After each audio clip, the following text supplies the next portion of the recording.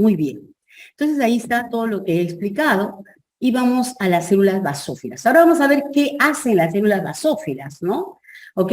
Las células basófilas se van a colorear, ¿no? Con la hematoxilina principalmente, los granos de esas células se producen, se van a colorear con la hematoxilina, pero dice, son positivas al PAS, al ácido periódico Schiff. Si yo utilizo PAS, ellas se van a colorear. ¿Por qué? Porque producen glucoproteínas, ¿no es cierto? ¿Ok?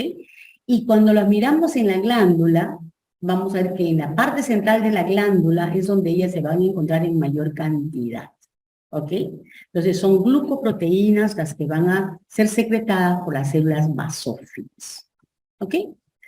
Vamos a empezar por las gonadotropinas. Las gonadotropinas, recuerdan ustedes, son la FSH, ¿no? ¿Cómo se llama? Hormona estimulante de... FSH, hormona estimulante de los folículos, ¿no es cierto? Y la LH, hormona estimulante ¿de qué? Del cuerpo lúteo, ¿no es cierto? O luteotrófica también se le llama, ¿no es cierto? Ok, entonces vamos a ver cómo es que trabajan estas células basófilas, ¿no es cierto? Al producir la FSH y la LH. Entonces, se activan la secreción de estas células, ¿no? Gracias a este factor liberador. Pero también, ¿no es cierto? El factor liberador de las gonadotropinas, es esto de acá, factor liberador de las gonadotropinas. Pero también una hormona que es producida por las mismas gónadas, que es la activina, así se llama, activina, ¿okay? Que es un beta-beta homodímero. Activina es una molécula muy pequeñita, ¿ok? Entonces, cuando se secreta la FSH en las mujeres, ¿cierto? Va a actuar definitivamente sobre el folículo, por eso se llama folículo estimulante, ¿no es cierto? Va a hacer que madure el folículo, ¿ok? Y va a actuar, ¿no es cierto?, también sobre las células foliculares. Recuerden que el folículo ovárico está formado por el ovocito, que es este que está acá, y las células foliculares, que es esta que están acá. Entonces, las células foliculares, ¿no es cierto?, van a producir activina e inhibina cuando son estimuladas por la FSH. ¿Ok? Y en el caso de los testículos, en los varones, la folículo estimulante actúa sobre las células de Sertoli. ¿Ok? Sobre las células de Sertoli. Y esta célula de Sertoli, ¿no es cierto?, va a sintetizar también activina o inhibina. ¿Ok? Miren acá. Ahora, en el caso de la hormona luteotrópica o luteinizante, recuerden ustedes que en las mujeres, después que se ha producido la ovulación, que es del cuerpo lúteo, el cuerpo lúteo, ¿no es cierto?, va a tener unas células que se llaman las luteotrópicas, ¿no es cierto?, y ellas son las que van a producir la progesterona. Entonces, actúa sobre este cuerpo lúteo para que ella produzca progesterona. Y en el caso de los varones, ¿no es cierto?, ¿okay?, va a trabajar sobre la célula de Leydig. ¿Y qué produce la célula de Leydig, chicos? Testosterona. ¿No es cierto? ¿Ok?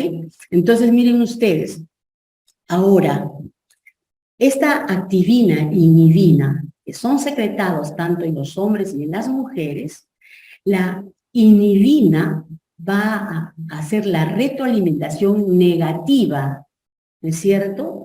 Y se va a dejar de sintetizar estas hormonas. ¿Está claro? La inhibina, secretada por las mismas órganos sexuales, los mismos órganos sexuales, ¿ok? Y la activina, ¿no?, actúa haciendo que las células estas comiencen, las basófilas, comiencen a producir FSH y LH. ¿Está claro? ¿Ok? Y como siempre está escrito aquí, ustedes lo leen, ¿no?, todo lo que les hemos explicado. ¿Ok? Ahora, la otra hormona estimulante de la corteza adrenal, ACTH, ¿no es cierto? Entonces, quiere decir que va a estimular a las células o a las diferentes partes que tiene la adrenal. La corteza adrenal, la corteza, porque la adrenal tiene la corteza y la médula. Y la corteza adrenal tiene 3 zonas, ¿ok? La glomerular, la vesiculada y la reticular. Pero esta hormona, la ACTH, no actúa sobre la zona glomerular, solamente actúa sobre la fascicular y la reticular. ¿Ok? Entonces, miren ustedes acá. Entonces, para que las células basófilas produzcan ACTH, ¿no es cierto? Tiene que haber, ¿no es cierto?, una hormona liberadora de las corticotropinas, ¿no es cierto? Pero también, miren chicos, también se estimula a estas células basófilas para que produzcan ACTH el estrés.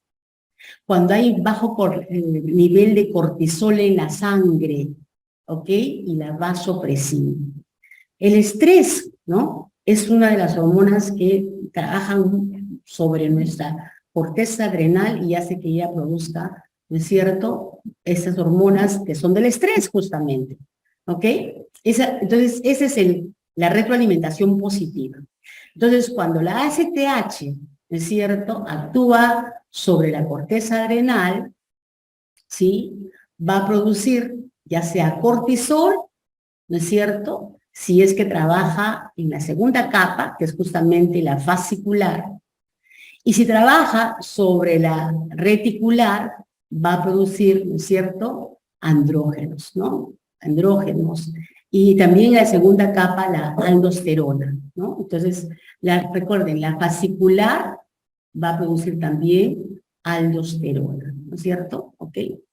No, mentira. La glomerulosa, perdón, sí, me estoy equivocando, la glomerulosa es la que produce la aldosterona.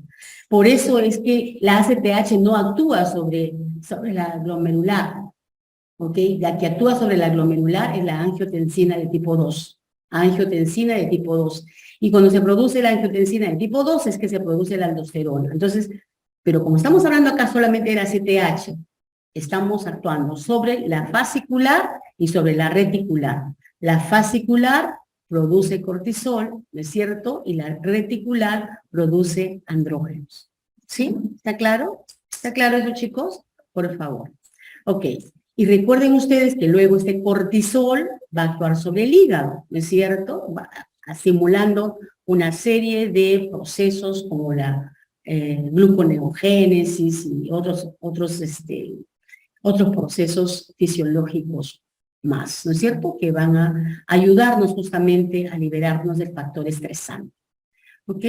Ahora, también el hecho de que haya una mayor producción, sobre todo de ACTH, ¿no es cierto?, va a incrementar la pigmentación de la piel, ¿ok?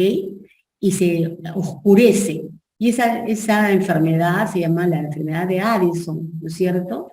Y también puede causar la enfermedad de Cushing, ¿no? Entonces, aparentemente, pues las personas que tienen problemas con esta hormona, ACTH, pues tienen mucho edema, se hinchan, etcétera, ¿no es cierto? ¿Ok?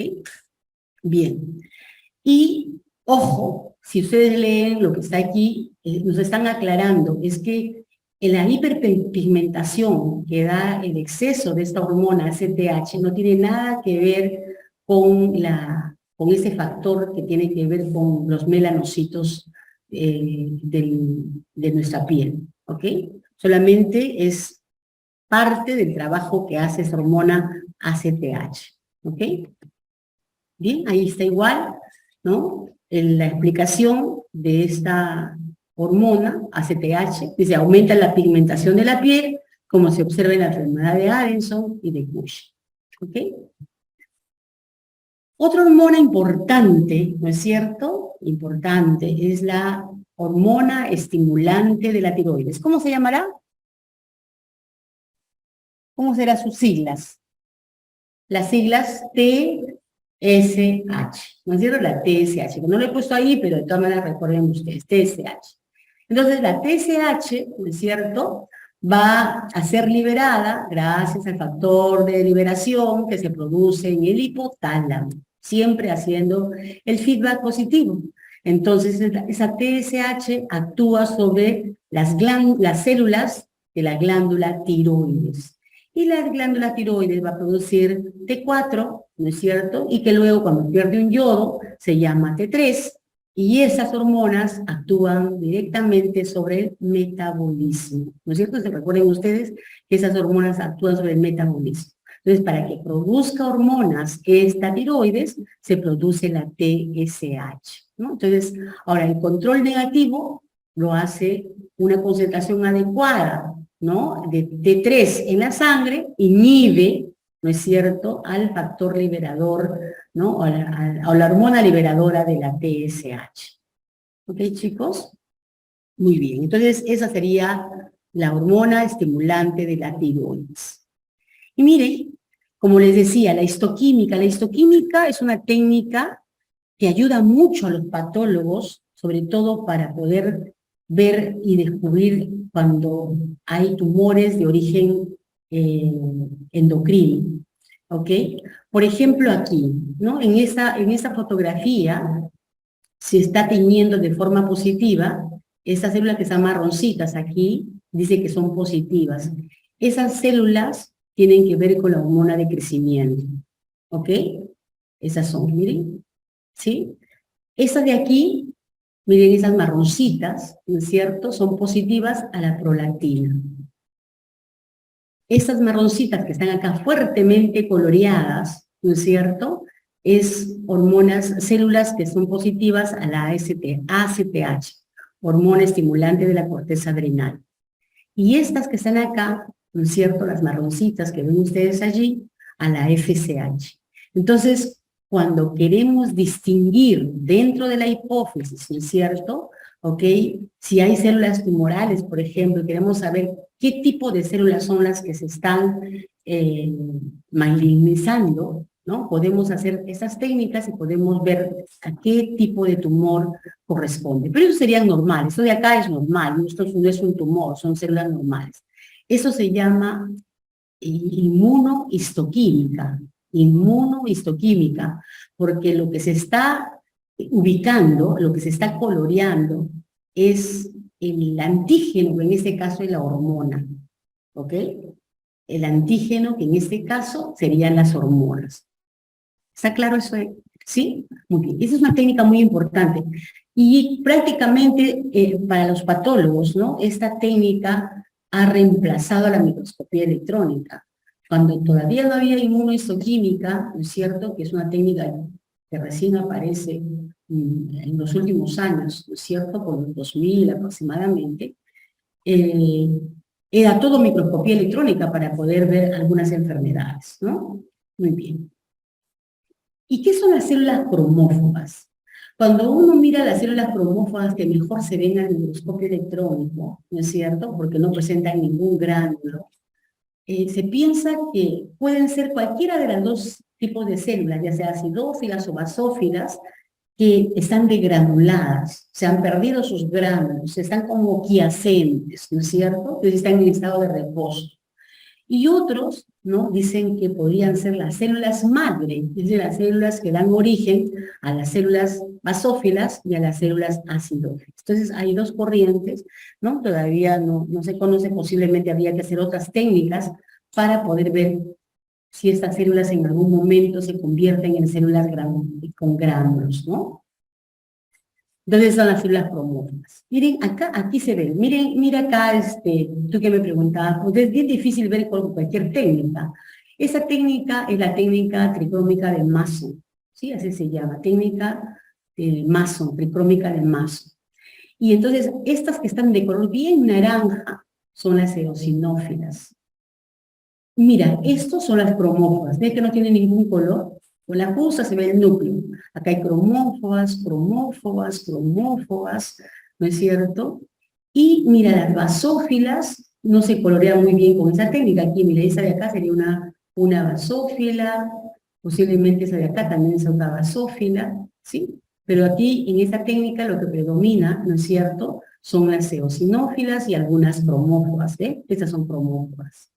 Y aquí es una red de capilares, lo que se está teñiendo aquí son las fibras elásticas, por eso se ve estos capilares bien coloreaditos acá y aquí también. Acá en corte transversal y aquí en corte longitudinal. Ven que tiene unas líneas negras, ¿ok? Esas es las fibras reticulares, que están alrededor de los vasos sanguíneos, ¿no? ¿Ok?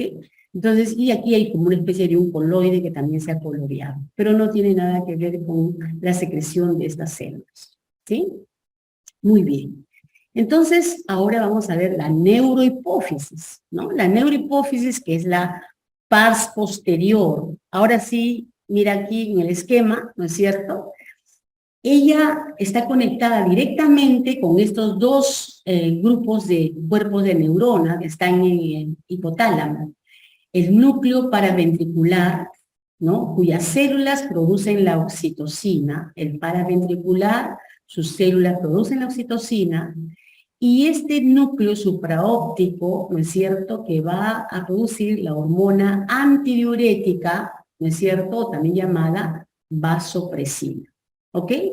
Entonces, estas células producen las hormonas y ellas viajan a través del axón, ¿no es cierto?, que baja por el infundíbulo y va por toda la neurohipófisis, ¿ok?, y se acumula la hormona, ¿no es cierto?, a diferentes niveles, ¿ah? No solamente aquí en las puntitas, pero esta parte terminal de los axones, que son como unas pequeñas vesículas, ¿no es cierto?, ¿ok?, son los cuerpos de Hering, los cuerpos de Hering. Y luego se vacía, como hemos visto en alguna de los esquemas anteriores, ¿no es cierto?, en la arteria hipoficiaria anterior, ¿ok? Entonces, esto todo es la neurohipófisis, ¿ok? Entonces, no se olviden, ¿no es cierto? La antidiurética también se llama vasopresina, ¿no? Arginina vasopresina, ¿ok? Y la oxitocina son las dos hormonas. Entonces, vamos a mirar un poquito más acá las características. Dice, contiene los axones que son amielíneos, o sea, no hay células de Schwann, ni oligodendrocitos, nada aquí. ¿Ok? Pero sí van a haber células que reemplazan a los astrocitos, ¿no? Y esas células que reemplazan a los astrocitos se llaman los pituicitos, ¿ok? Que los vamos a conocer ahora más tardecito, ¿ok? Entonces, los axones terminan o tienen estas vesículas donde se almacenan las hormonas que se van a llamar los cuerpos de Hering, ¿ok? Entonces, todas las hormonas van a ser liberadas a estos capilares fenestrados que van a estar en la pars nervosa. ¿Ok? Vamos a mirar aquí las fotografías. Miren acá. Hematoxilina y eosina. Esta es la textura, esa es la estructura de la neurohipófisis, ¿no? Todos esos núcleos que ustedes ven ahí corresponden a los núcleos de los pituicitos. Y aquí, miren, están los capilares, ¿no? Aquí hay capilares, ¿no? Gran cantidad de capilares de gran tamaño. Y aquí en esa fotografía que está a mayor aumento, ¿no es cierto? Esta es más panorámica, esta es a mayor aumento. Acá vemos nuevamente los capilares y los núcleos que vemos aquí, todos los núcleos que vemos acá, pertenecen a un grupo de células que trabajan de la misma manera que los astrocitos, ¿ok? Y se llaman pituicitos. Entonces, porque recuerden que es tejido nervioso, y en el tejido nervioso hay neuronas y hay astrocitos, ¿no es cierto? Ok, y eso es lo que estamos mirando aquí, y aquí hay una fibra nerviosa, por ejemplo, ¿no es cierto? De acá, esa es una fibra nerviosa. Aquí en ninguna de esas fotos se ve el corpúsculo de Hering, que posiblemente lo vamos a ver en esta de acá. Esta es una tricrómica, está en mucho mayor aumento, mucho mayor aumento. Miren, estos son los pituicitos, estos son los núcleos de los pituicitos, ¿no es cierto? Aquí, miren, ¿ok? ¿No? Aquí, esto que ven aquí es un cuerpo de Hering. Y esto que ven acá es otro cuerpo de Hering. Es decir, esas vesículas donde se almacenan las hormonas. En este momento que veamos la microscopía electrónica, lo vamos a entender mejor. ¿Chicos? Entonces aquí, miren, es un esquema, ¿no es cierto? Ya ustedes saben que uno de los libros que más me gusta a mí, porque explican muy bien la histología y lo complementan con la biología celular, ¿no? Y la fisiología y un poco de patología, es el Kersenbaum, ¿no? Y esos esquemas son de Kersenbaum. Aquí, por ejemplo, miren, se supone que esa parte de acá es el hipotálamo, Esta parte de acá es el hipotálamo. Por favor, entiéndame aquí, este es el hipotálamo. Este es el núcleo supraóptico y acá están los cuerpos de la neurona, ¿no? De las que van a producir, ¿no es cierto?, una de las hormonas, ¿sí? Ahora, miren ustedes cómo esta neurona, ¿no es cierto?, recibe también estímulo de otras neuronas para producir la hormona, ¿ok? ¿Sí? Miren ustedes. Ahora, todo eso que vemos aquí, esa parte de acá, ya sería la neurohipófisis. Y entonces, esto que vemos aquí, estos bultitos que ven acá, como pequeños abultamientos, serían los cuerpos de Hering. Todos los saben de aquí son los cuerpos de Hering. Los cuerpos de Hering, los cuerpos de Hering. Y dentro de los cuerpos de Hering vamos a encontrar la hormona unida a una molécula que se llama neurofisina, la neurofisina, ¿no?, que transporta prácticamente a la hormona.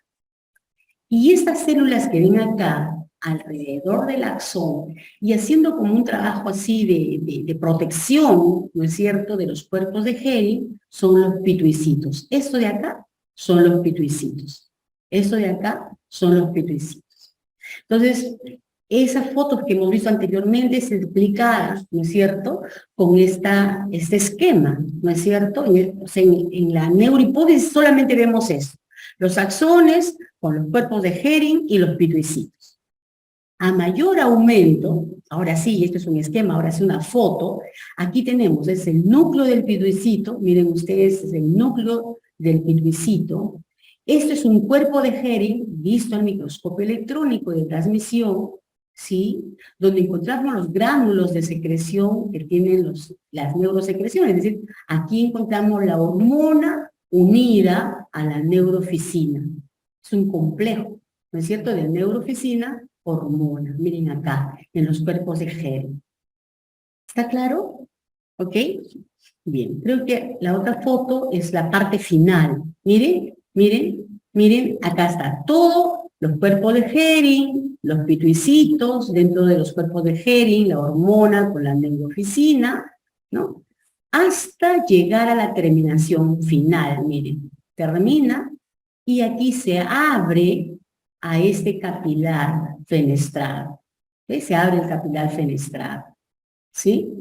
Y luego recuerden que va a salir, ¿no es cierto?, por los sinusoides hacia el resto del sistema circulatorio.